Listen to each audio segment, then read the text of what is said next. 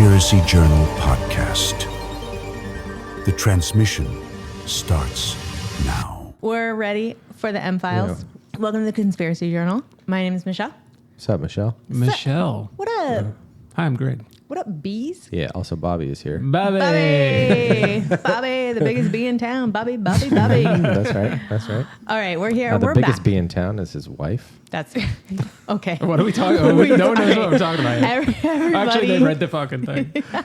That's right. They did. Everybody knows what we're talking about. You guys know that we are doing an M-File on the movie Communion.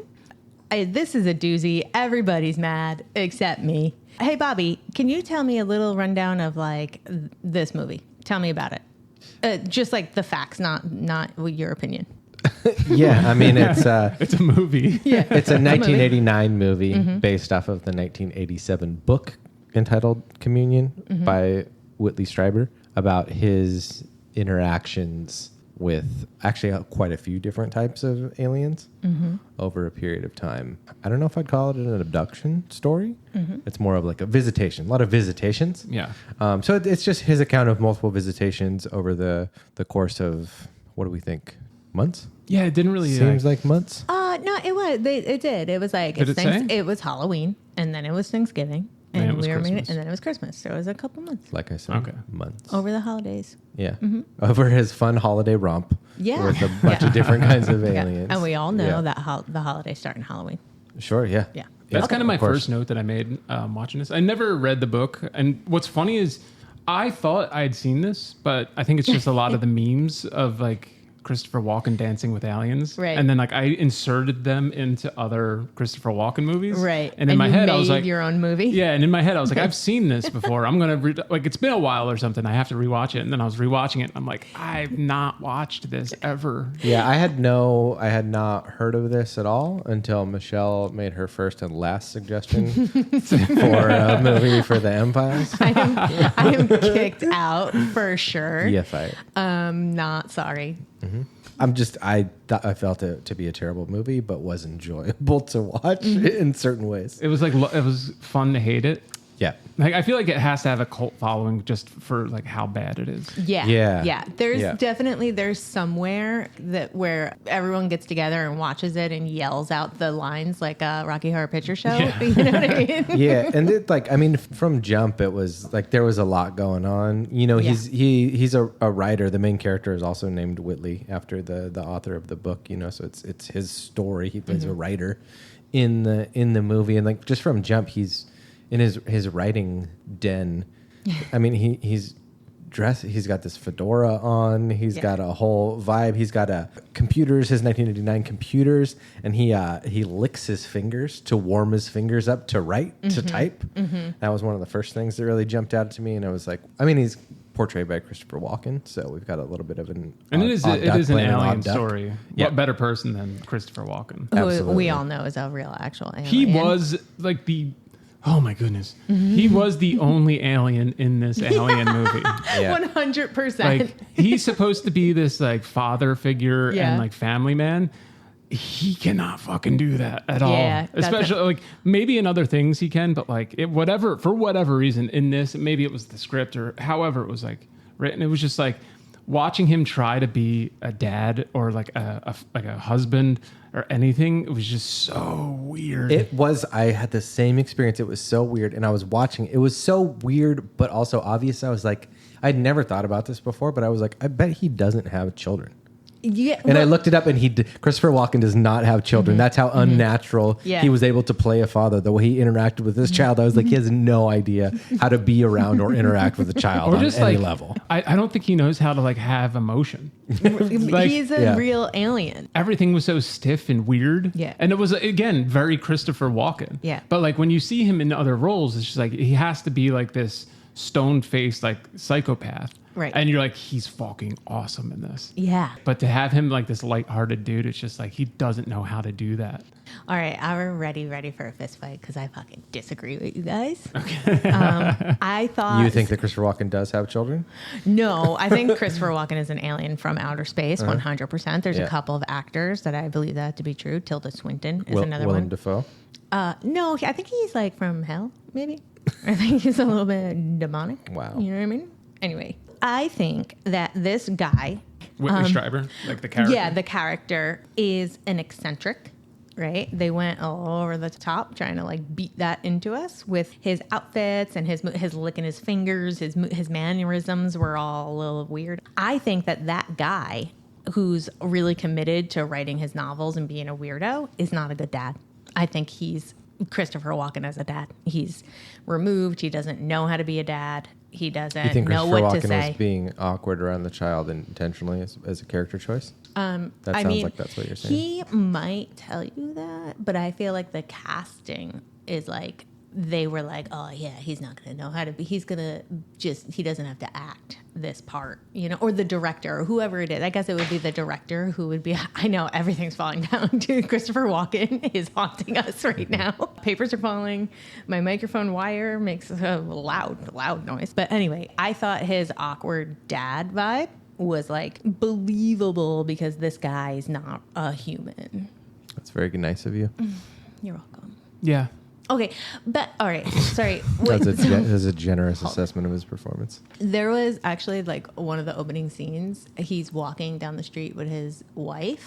I believe it's the opening scene. Yeah.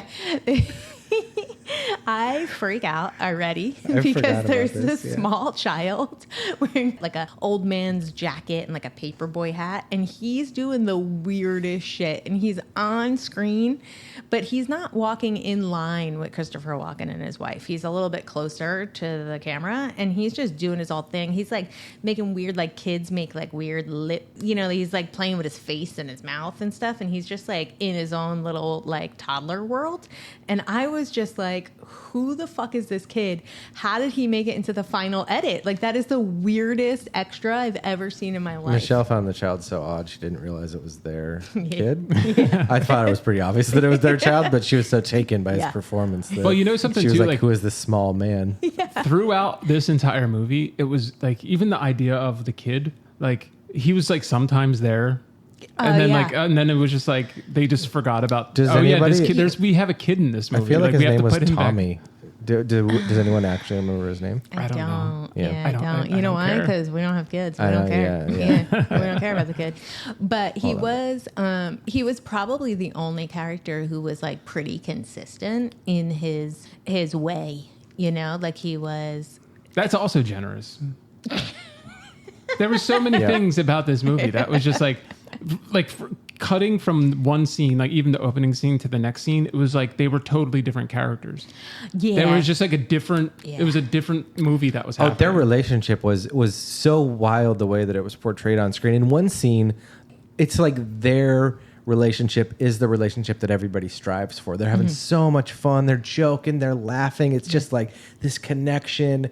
And then the next, it's like cold and frozen. And this is like the next day, the next scene with no explanation. Nothing happened. Right. It's just like these from scene to scene, wildly different relationships in such an unhinged way. It was crazy. That was all right. I gotta admit, I'm with you guys on that. That was weird, but maybe believable because relationships are complex.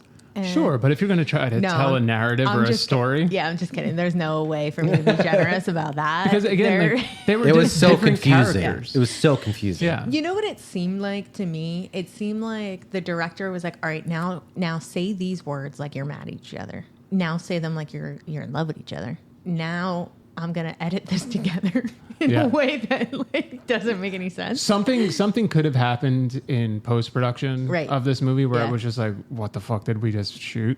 And like, we have to put something together or else the producers are going to be fucking pissed. Right. And then they just slopped this all together. Like, maybe there were reshoots on a couple of things that like they forgot that they filmed like a couple months ago, and it's just like they don't know how they're supposed to be acting. They're just like, shut up, we just have to reshoot this. Right. So speaking of post, can we talk a minute about how much money this movie cost to make? Yep, let's do it. Okay, so according to my research, it was at the time $5 million or possibly $7. Yeah. Okay, so we landed on $7. Okay. We landed on $7. So $7 million at the time in 1988 is about 13 million. Is that what I said? Yep. My math sucks. Okay, so that is actually, okay, if it was $5 million, then it would have been $13 million. But it's in fact $7 million, which in today's money is $19 million. This fucking turd cost to make. It's so crazy. That's so crazy. And tell me again, because I can't remember anything, how much it made? 1.92 million. Worldwide total. Yeah. Are you mathing live on the radio? Oh, yeah. Absolutely. In my mind. I'm doing this with my inflation calculator inside my mind. Is $2.72 million in today's money. And it's total to 19 theatrical million. run. Yeah, that's worldwide gross for sure. Yeah, that's... Yeah. So we were not just coming into this film hot. I wanted this to be amazing. We agree with the world based on the numbers. Yeah, we all kind of everyone felt this. Greg and I agree with the world. Michelle is on the outside. On a good note, though, it did have Eric Clapton that did all the fucking music for it. Are you fucking kidding me? Yo, there were these epic 90s guitar solos and that I was just really vibing like Richie Sambora. Super sexy. Yeah, I really think. It was not bad guitar, but it felt very out of place for a lot of this. It was just like... Dude, a lot of it was like in a cop movie when like his partner dies, and then he's like the next scene he's like at his apartment, it's raining, looking out the window. It's like that kind of guitar. Yeah, that like weird slow guitar of it, really emotional guitar. At a certain point in the story, he goes to a psychiatrist, and like there's one where like this one scene where the psychiatrist is just reading a book. And it's just this like weird, super sexy music. These guitars, and it was just like, why is this so sensual? And it was like the camera's moving real slow around her as she's reading, and it's just like, what is this? It felt like Clapton's contract. He was like, you're not allowed to give me notes. I'm going to do all this in one take. And he just went in the studio and laid down like 12 guitar riffs. And that was it. That's the soundtrack. Pay me. He's like, you fit them where you can fit them. Yep. It felt inappropriate. It made scenes, like, way to use music against your movie, because it made scenes feel inappropriate. Oh, one fucking sidebar is the locations in this movie. That's where their budget went. Actually, no. I actually do see where their budget went in a lot. Eric Clapton, obviously. But Christopher Walken. Christopher Walken and the blue guys who were black. Yeah, thank you very much. Thank you. We'll get to the creatures, but But everyone's apartment and house and office is incredible. Yeah. And there's priceless art everywhere in every scene. I made a lot of notes about the art. It was crazy. Every single place they went was like museum level art everywhere. The art was pretty dope. Yeah. That's what I'm saying. That's where the budget went. It was incredible. I have a bunch of notes in front of me. No one can actually see this, but the people sitting in front of me. Yeah. Greg's he's got a lot of ramblings of a madman. Notes, things scrawled in the margins of his crazy. notes. But like pen and paper, you guys. I have a computer like a fucking professional person, and he's got insane things. Okay, first on. off, don't be fooled by Michelle. She took 0 notes. I watched the movie with her. She's trying to pretend like she's a fucking pro. She didn't take any notes at all. I'm just trying to say I have giant chunks where I was trying to find like a silver lining in what it was I was watching. So it was just giant notes about like what could possibly be the purpose of putting this art in, right? And why that art is in there, because it was like everything else happening in this movie. I was like, this is all fucking nonsense, and I was like, well, what's the psychology of putting this art here, and why does it look like that? Because it was obviously specifically chosen. Yeah, absolutely. And it's very surreal, and like all of the faces, like it gave the sense of like constantly being watched, but like you couldn't focus on what it was that was watching you. Yeah, by like a blurry Albert Einstein. Yeah, and it was like this weird psychological thing where it was like almost reflection of like projections of your subconscious, like how you were feeling. Because like whenever the art was shown, there was always like this high tense, like high stress moment happening between Walken and Lindsay Krause, and it was just. And then, well, obviously the next scene, it was just them, like nothing happened in the previous scene. But yeah, whenever the art was shown, it was kind of a reflection of who they were supposed to be. This is me like trying to impart something on this positive, but it was like the film kind of, one of the earlier scenes, they're in one of these beautiful New York apartments with all this art. And then they're like, are we going to the country? Yeah. And it's like I got a lot of notes on all of this that Like nobody who lives in New York refers to it as the country, like just in a blanket statement. Blanket. There's We're a lot going of upstate. we're going upstate. We're going to the Poconos. We're going to the Adirondacks. We're going down the shore. There's a lot of names, but nobody ever says we're going to the country. No, they don't. that's true. And then B, in this movie, which took place in New York City, when they go to the country, it's the Sierra Nevada mountains in California. Like I've never been so certain of anything in my life. Cut to the California coast. Yeah, Yeah. and then exactly. The first shot is like fucking the hills of Malibu, and then the cabin is like in Big Bear. Yeah. It's so obvious. It's so clear. I have not spent a lot of time out there, but as soon as it cuts, I'm like, oh, the Pacific Ocean. Yeah. You know what I mean? Like, Yeah. I know it when I see it. you we all can't even know see that. the ocean, but we could all Yeah. felt it independently. Like that's the Pacific Ocean. Totally. It's like foggy and there's like a sunset, but you're like, Yeah. we all know that and feel that. That is the country. No, it's not. Yep. Yeah. I don't know if you guys remember the movie The Great Outdoors. Of John course. Candy. Of course. Absolutely. As Staple soon of my as- childhood. As Yeah. soon as they pulled up to their cabin, I was Yeah. like, Oh, is- yeah. I was like, is this the cabin? Like it looks like the interior looks like the cabin could from be The the Great same, Outdoors. yeah. You know what would have made this movie a lot better? John Candy. 72-ounce steak eating yeah. contest. Yeah, you know? for sure. Yeah. It was sure. missing something It like would have that. it would have made sense in this movie. Absolutely. Like yeah. for whatever reason, that's happening now. Yeah, honestly, Totally. like you're not even joking. If they were at the cabin and they went out to dinner at like a big Texan style steak place, it wouldn't have been out of place. No. No. With what else we saw. yeah. Yeah. Yeah.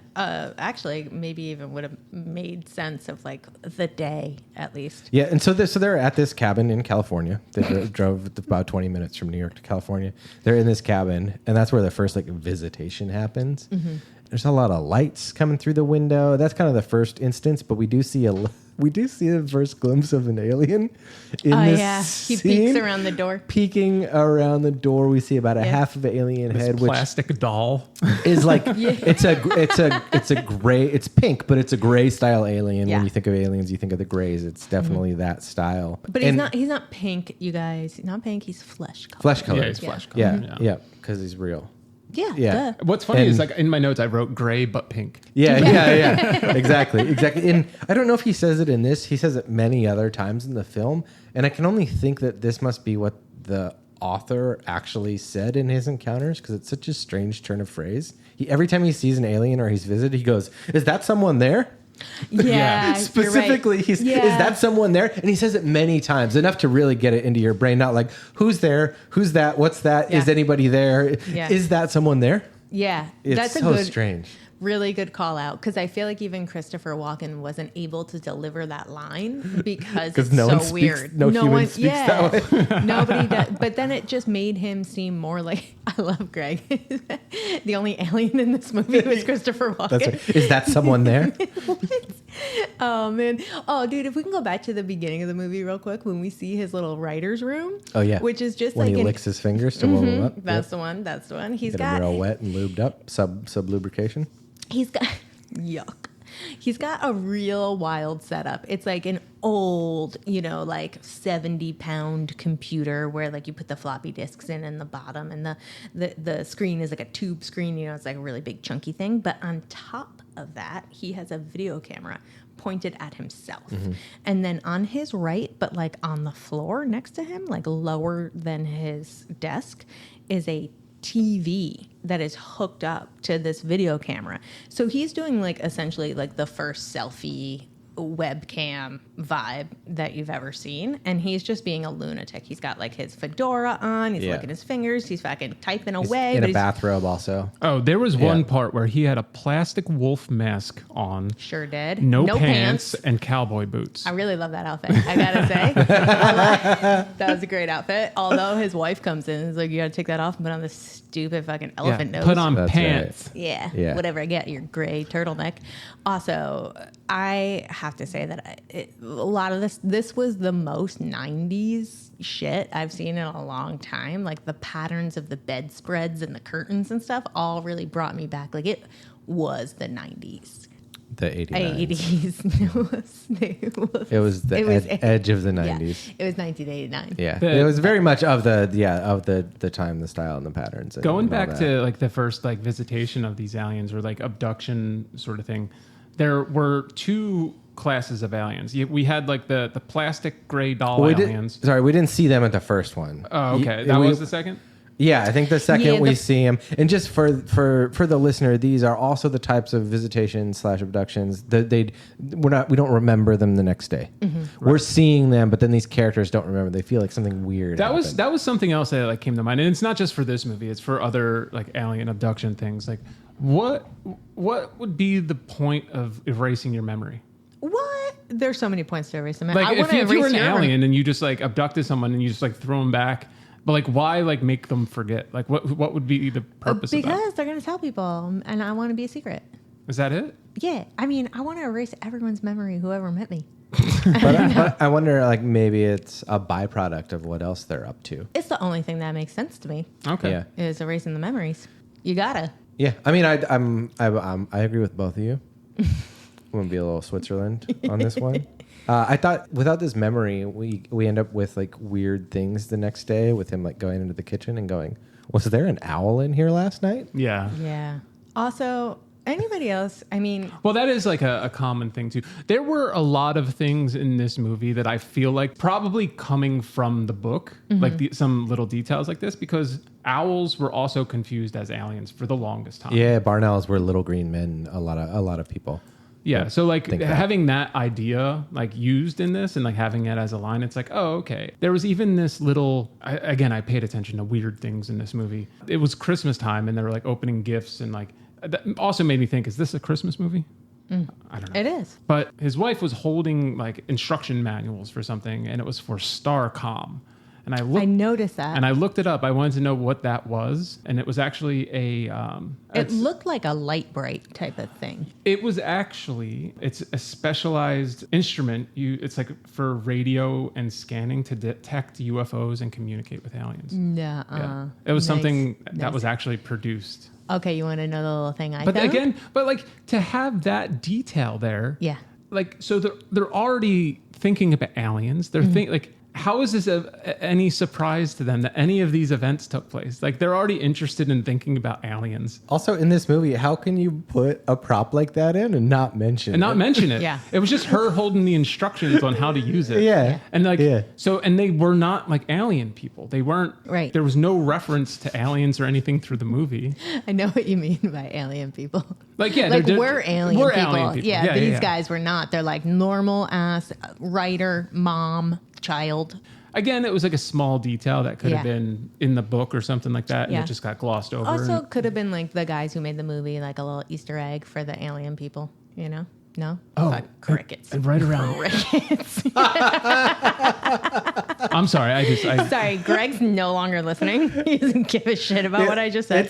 I just gotta I gotta take a moment. That's like I've got my notes, which I took while watching this movie in a linear fashion, and they just don't make any sense. When I look at what's next in my notes, I'm like, that's not where we're at, but it's like absolutely where we're at. Like it's really. But that's the thing. Insane. It jumps so much. Yeah. To like there was time jumps, and then like I'm guessing that like maybe that's why like their demeanor changed, and they were just completely different people from scene to scene.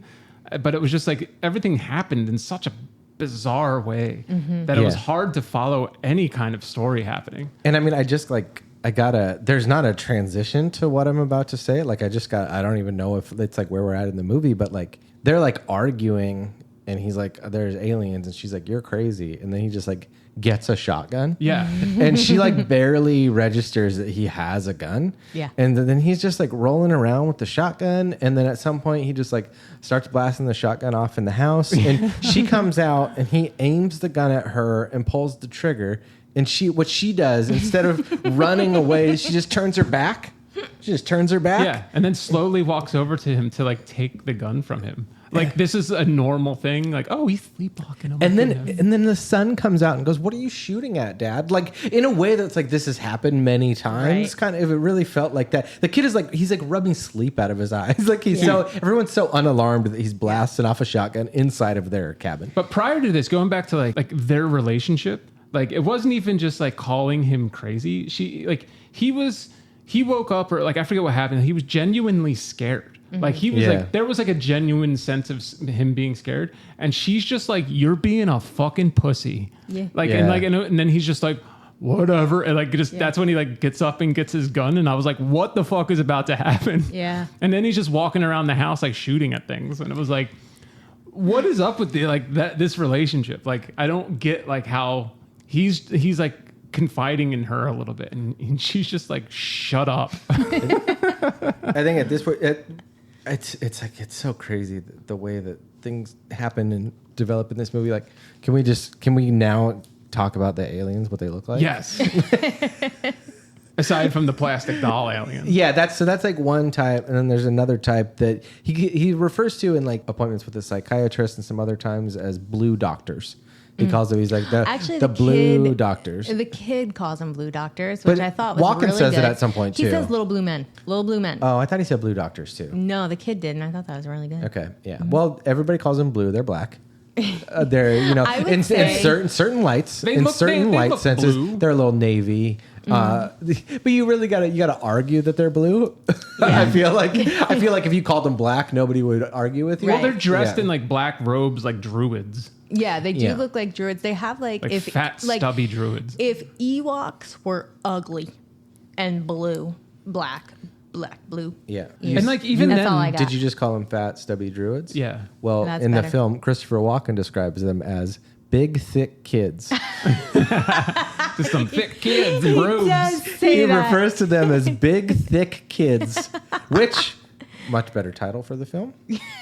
Gotta say, I have that in all caps in my notes. Big, thick kids. It was such a weird turn of phrase. The next thing in my notes is literally, this feels so long, and it's just written real fucking. Yeah. Again, this film jumps around in a crazy way, like apropos of nothing. The next thing in my notes is elevator, because they're like at a party, they're at their apartment, and they get in the elevator arguing. They go downstairs into the lobby, argue some more, and then get back up in the elevator and just go back up to their apartment. So they just ride the elevator to argue in the lobby for 20 seconds and then get back in the elevator and go up again. I did notice quite a few things like that. And here's what, so while Greg was trying to make the art mean stuff, I was like, okay, so they did that because they didn't want to fight in front of the kid.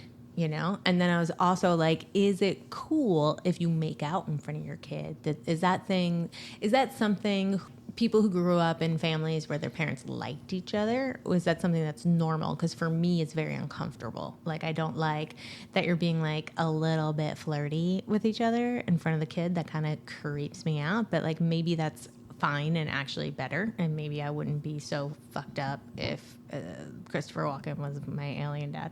So what do you take issue with? I forget. That's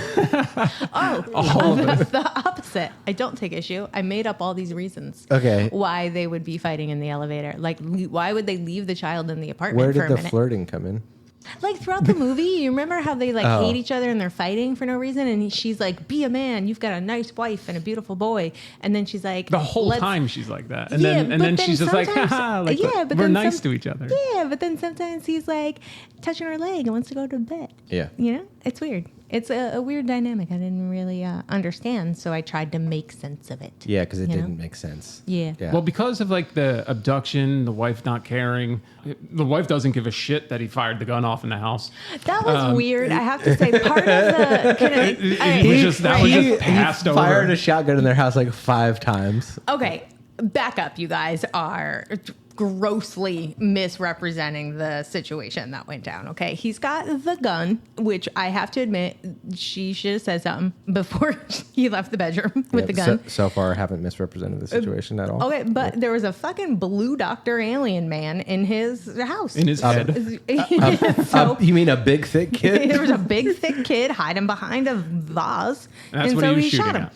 And then she came down, and, she shouldn't have come down at that moment. And then he turns and he does shoot at her. All I'm saying is that she didn't know that there was a big, thick kid there, but she still underreacts. I disagree. To him shooting the gun in the house. I disagree. All right, so for the listener, just visualize He shot this. it at her. Yeah, he did. Everybody visualize this. So he turns, he shoots at her. She stops. She just got shot at by her husband. She turns around and like puts her face up against the wall and just like silently is against the wall for a few too many moments. She also, I just got to say, first, a little bit of the geography of the scene. She just like dashed in from a hallway. Yeah. So her turning around against the wall is as equally easy for her to run into another room, hallway, to get out, to leave the room that he has the shotgun in. So it's not like, I'm not saying it's a bad move to turn away from a gun blast. It checks out. But if you can leave the room, better choice. Yeah, but we're not thinking. Our husband just shot us. You know, I mean, we're not dead. We didn't get shot. Well, she wasn't shot, but like she's like, he's shooting off in the living room, and she comes out of the hallway like doing like the rubbing the eyes thing, like, what's going on? Yeah. Ah! She never even screams. I thought what made it believable was that she doesn't scream. You know, like I think that there's something to be said of a silent reaction where you're so afraid you can't even scream out. You know, because that was so messed up. Because of all of this. They now decide it's probably a good idea that we go to a shrink. Yeah. And we have to go talk to a psychiatrist, figure out what's going on. They go, super sexy music plays. Essentially, he's trying to talk to her about what's going on. That's where on her desk, she has a book called First Contact. I looked it up. That book doesn't exist. Actually, I disagree because Really? Yeah, because it's hard to see in the movie. They make it a little like they don't get you never really get to see the full cover, the full jacket. Oh, okay. Yeah, there it is. So I took a picture of it and I put it into AI and I did a search on the internet and I found it. It's called First Contact, New Guinea's Highlanders Encounter the Outside World. It's not a book about aliens at all, but it does make it seem like she's reading some alien first contact book, and it's not. It's about this tribe that sees the white man for the first time. Gotcha. Okay. It's about humans. Yeah, I tried to do like a hunt, and like, there was just like 1,000 books called First Contact, and I was just like, maybe they were just trying to reference Driver's like real book. Right, which is actually called Communion, which, by the way, I did look up. Like, how many copies did that guy sell that it got like made into a movie? It's actually fucking phenomenal. This book was a major hit. It would have to be if they were going to like spend money on it. So it's 1987. The book sold more than 2 million copies worldwide, which is crazy. You know, like here's a book from an unknown author about him getting abducted by aliens. You know, I feel like there's probably a lot of detail in that book that would have made this story make sense. Oh yeah, for sure. That was lost in translation. Sure. Yeah. By the way, it said that he made about $14 million. The psychiatrist is then like talking to him about what's happening. And he's explaining it to her, and then she's just like, "Let's do some hypnosis, and like we'll try to figure out what's going on." They put him under. He's just kind of like reliving a couple of flash of scenes. Comes out, then it's just like, "We'll do this again." But yeah, there's like that naked dancing alien scene. Oh yeah, that was, I wrote down Eyes Wide Shut party with the aliens. He's like in a room with multiple aliens. The fleshy grays, the pink grays. Mm-hmm. The other ones are so short and stubby that it makes the fleshy pink grays seem like tall whites. Yeah, just gotta say, sure. I was like, this is a tall white. Kind of situation, maybe. I agree with that wholeheartedly. Yeah.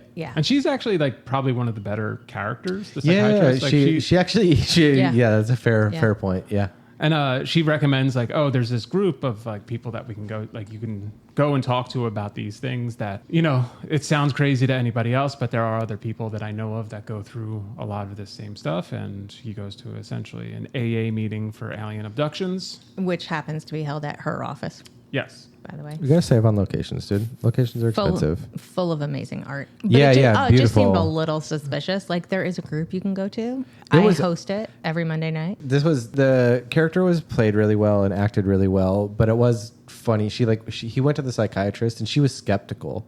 He was like, I had this alien encounter, and she was skeptical, and she was like, all right, like maybe like this happened or whatever. I forget what like theories she posits as to what exactly happened to him. But then once she like kind of does the hypnosis and all that, she's like, actually, I've got 12 other clients who've experienced this as well. Totally.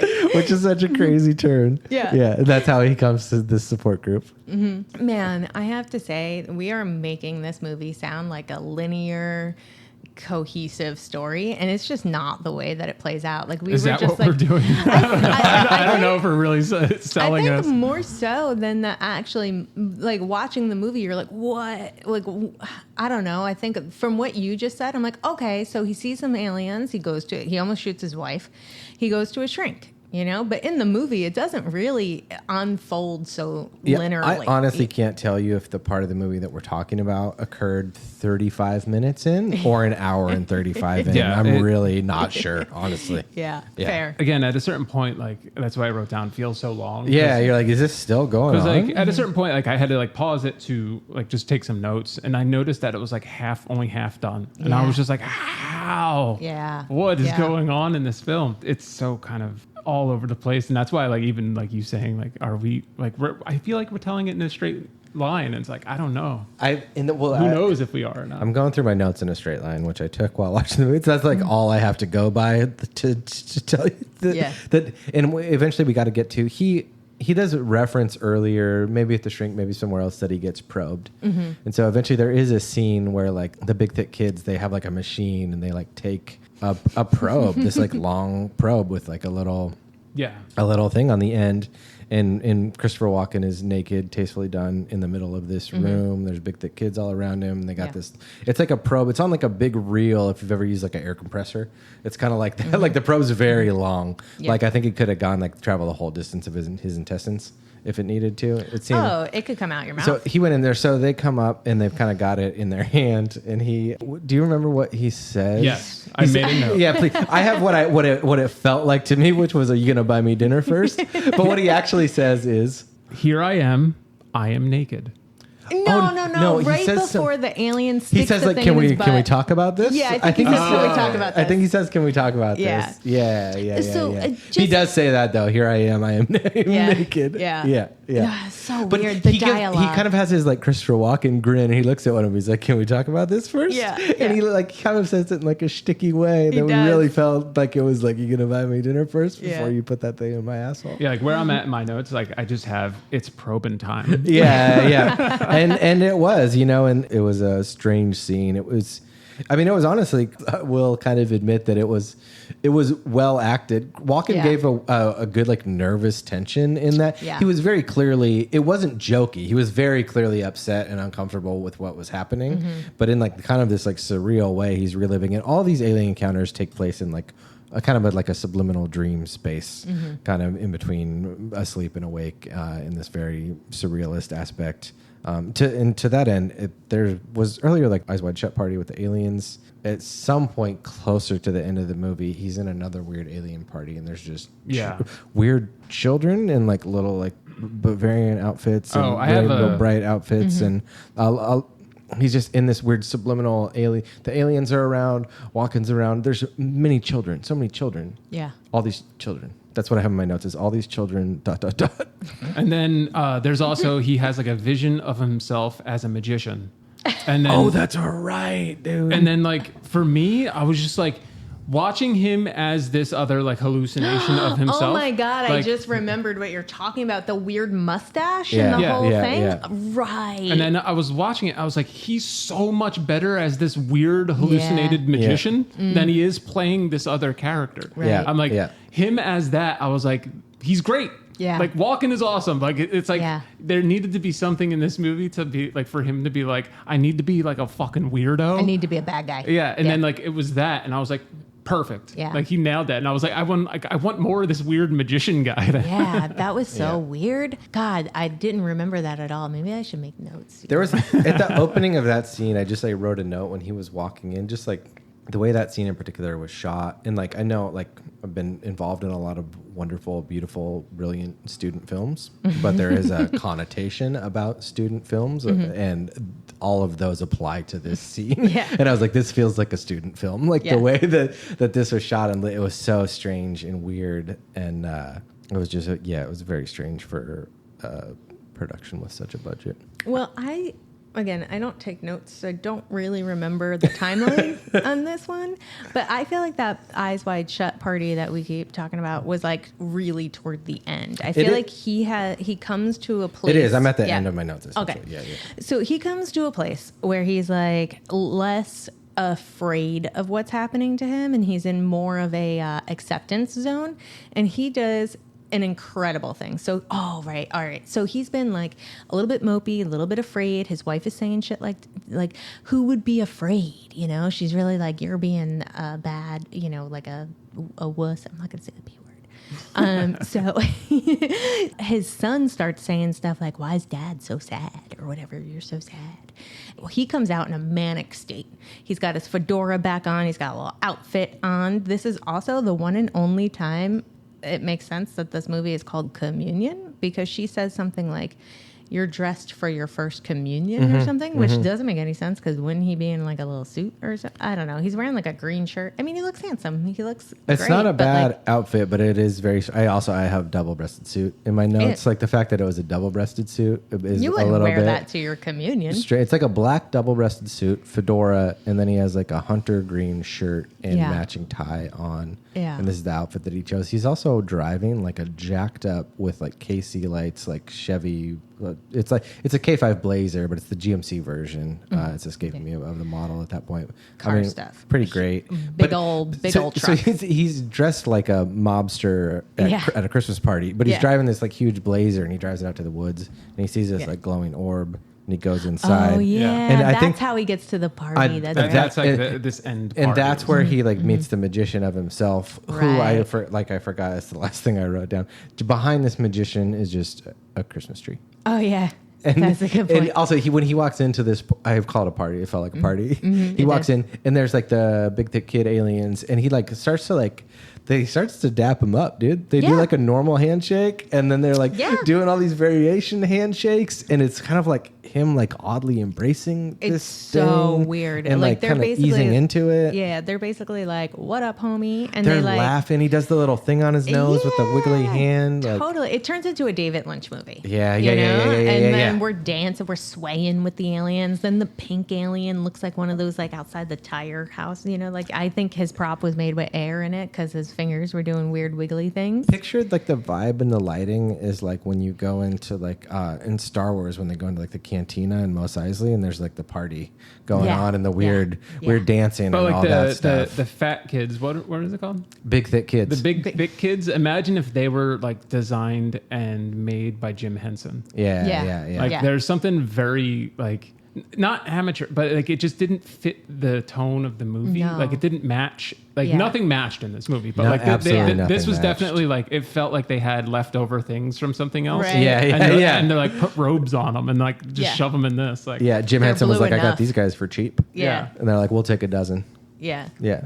But then have David Lynch direct the scene and be like, Christopher, now just start laughing. It did really feel like that. Yeah. It was very disjointed. A couple of their last little things I have. It Great says, sexy Clapton guitars, sexy clapping them alien cheeks. Mm-hmm. Yeah, that makes sense. I am here. I saw that. I am naked. Yeah. I am here. I am naked. You gonna buy me dinner first? Yeah, of course. It's like it's Walken. He has to dance in everything that he does. And then at a certain point, after this little like alien party, they go back, and now he and his wife are fine. And they're, oh, wait. Pause. So when he's leaving the house before he drives out to the alien party and he's dressed up, his family is like stoked to see him in such high spirits because he's been such a downer, you know? But his wife is like, where are you going? I'm going to go buy some cigarettes. That's right. It's amazing. I'm going to go buy cigarettes. She's like, he takes a really dramatic pause before he says it too. He really makes her wait for it. And again, the dialogue is so weird in this because then she's like, after he left, he's like, but you don't smoke. I thought that was great. So it was the only time the lines were delivered, I think, the way that I wanted them to be. The timing was so weird. He's like long out the door and she's in the room by herself and she goes, but you don't smoke. That was one of my favorite scenes. I don't care. No notes from Michelle. No notes. That was perfect. Yeah. Fucking chef's kiss. I loved every second of it. Yeah, Except after the all kid. this, after his little party, he comes back. He and his wife are walking around an art museum. Oh my God, again, those scenes are so weird. And it's so odd to watch them interacting. And then for whatever reason, like it ends in this like weird, like hyper existential, philosophical, like gobbledygook of just like, and it was trying really hard to sound profound about like reality and life, and it was just not paying off at all. When it was done so poorly, I mean, not to get into the nitty gritty, but it's not like I've been holding back so far. In this weird like existential moment that they're trying to have, like each of them are standing in front of a different painting. Yeah. And they're like ostensibly talking to each other. And so we're kind of cutting back and forth. But particularly with her, as she's speaking, her eyes are moving like she's speaking to him. Her eye line is changing, but we know that they're stationary. Right. And I was just like, figure out their fucking eye lines, dude. Yeah. It just like really took me out of this otherwise incredible scene. Yeah, I agree. It felt so jarring, and it was probably the eye lines, but it cutting back and forth between the two of them. It wasn't even like angled shots. It was head on. They like have this painting behind them. Yeah, and his eye line doesn't change, but hers does. And it's just back and forth of just like, again, like trying to sound profound as like this is like some important thing that like they're trying to bestow upon the audience, and it was just like, oh my God, shut up. Like, and I understand, again, it's probably in the book where like Whitley's trying to kind of come to terms with everything that like has happened to him up until this point, like within the book itself. And like they just did not handle those ideas or those concepts of like what life is really like or whatever, like in any good fashion. They were just like, we have to put this in. And it was so out of place. And then they're done waxing poetic about all this shit. And then it just cuts back to them like walking around the art gallery a little bit more. And then like they leave.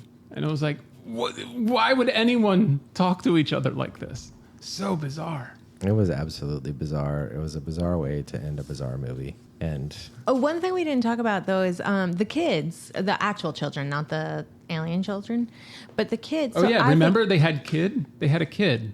No, fuck that kid. Not because their he's kid. Gone at this point in the movie. Right. Yeah. No, not that kid. So at some point he has vision of himself as a kid seeing the lights. Right. And so he's like, turns out, you guys, this has been happening to me my whole life. And I'm like a chosen one. He just forgot because remember we forget. Mm-hmm. Or they like compartmentalize his brain. Right. So I think that like when he's on the spaceship, I think he's naked, which is a little inappropriate, but he's on the spaceship. He was there. He is naked. He's there. He's naked, and there's weird Danish kids everywhere. Mm-hmm. They must be other chosen ones, you know? And then, like, the people in the AA meeting, they're all chosen ones, too. I mean, it's clear as day. It's brilliant. I loved it. That was great. You're welcome. Fucking, you guys hate this movie. I mean, yeah, if I can't recommend anyone watch this film, unless you're going to watch it with 2 to 3 friends who are really funny and enjoy bad movies, then it could be a good time. Mm-hmm. Yeah, if you're going to like Mystery Science Theater, the thing. Yeah, exactly. By all means, have at it. Exactly. I mean, if I was going to recommend a film, I would recommend one of the director's other films, 1997's Pterodactyl Woman from Beverly Hills. So just keep that in mind. Woo! Yep. Okay, I just looked up whether or not the guy who wrote the book, whether or not he liked the movie. Uh-huh. And what comes up is no. I can't imagine that he did. He's like, they ruined everything. He says that this is paraphrasing, they turned the story into something closer to a horror movie. They oversimplified the encounters, and they didn't capture the psychological or the philosophical aspects of what he believed happened to him. He was involved early in the project, but the studio and the filmmakers changed the tone during development. Oh, we can tell. And one thing he said, though... They changed it like 15 times through the movie. One thing he did say was that Walken's performance was good. Okay. Did you like the movie? No. Performance? Good. Yeah, I mean, it was Christopher Walken played me, so like that's kind of hot. I do kind of appreciate that. It won me back a little bit for Whitley that he's like, yeah, it wasn't a very good movie. Yeah, what a bummer for him. Yeah, for sure. Yeah. That's why it's funny that he had mentioned that like they didn't capture like the philosophical aspects of what he was trying to say. They and everything. Really tried though. And then like they did try. They did such a the only place they did it was that one scene at the end of the movie in the art gallery. And I was just like, what do you? When I was watching that scene, I was like, oh, they must have paid a lot of money to get the rights to use the art, and that's why it looks like this, because they were standing in front of famous paintings. He was in front of a Jackson Pollock. She was in front of maybe like a Kandinsky or something like that. I mean, I couldn't tell you exactly what. I mean, I recognize Pollock because it's so recognizable. I don't know what her painting was, but it was clear that they were trying to get every dollar out of that location. Yeah. I mean, it was at the Met. Yeah. Or MoMA, maybe. It felt like the modern like wing in the pop art in the MoMA, but it could have. You know what? I don't know. I don't know where it was. I should have took notes and did some more research, but I like to freestyle. It was in a museum in New York. Probably. Yep. Could have been in California. Chicago. I was thinking about like when we did Willow Creek in comparison to this. Like my notes for Willow Creek were not nothing, but they were like next to nothing because it was just like enjoyable and like this was just like from like minute one I'm just scribbling furiously. I'm just like I can't believe what the fuck I'm watching. Me too. I mean, I wasn't scribbling, but I was like, who the fuck is this kid? Why is he wearing an old man outfit and why is he on the screen so much? Yeah, I got really upset. I started out hot. Yeah. But you know what? I liked it. I think what a bizarre movie. I think everybody should watch it with friends and make fun of it. Yeah, that could be a good time, you know. And if you've had any sort of communion with alien beings. Oh, you know what? I have one question. Do you make your communion when you're a baby? Or is that... No, that's your baptism. Okay. Yep, you're... Right. Okay. You're like... I believe I was in first grade when I got my first communion. Okay. So about 6 years old. Yeah, I think I was in third grade or something when that happened. All right. Never mind. Yep. If you've made your communion... Yeah, if you've made your communion. I don't remember when it. Well, there's your first communion, your first reconciliation. There's a lot of rites of passage to become fully. Confirmation. Confirmation's like age 13, 14 is confirmation when you're like old enough to agree to be Catholic, because they baptize you when you're a baby. And you don't have any say. And then they brainwash you for 13 years, and then they tell you choose like us or when, go to hell. Confirmation comes up. Ghost stories. Confirmation isn't like really your choice though. Yeah. No. It's like, well, do you want to be like? No one asked if I wanted to do that. Right. Yeah, do you want to be confirmed, or do you want to burn in hell, Greg? You're still under your parents' roof. Yeah. Like, right. Exactly. It's like you don't have too much say. Yeah. Even though I did abort, I bailed on the confirmation. Did you? Yeah. I remember I started it. They sent me on a retreat, and I found one other bad kid in the confirmation class, and we were like smoking cigs behind the conference center that we were at. Yep. And then I think I was just too bad of a kid. I think I just stopped going, and disappeared. Yeah.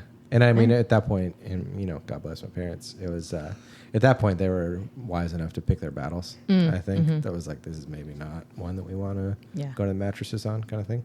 Go to the where? Mattresses? It's like a mob war. I thought it was like a wrestling thing. No. If you know anything about anything that I just said, call us at The Strange Exchange. 929-445-3705. Yeah. Recommend a movie for us to watch and spoil for you. Yeah, absolutely. We'd be happy to. Oh, yeah. Spoiler alert, everybody. You're supposed to say that in the beginning, Greg. Fuck. Yep. Well, spoiled it for you again, folks. You're welcome. Goodbye. Bye, guys.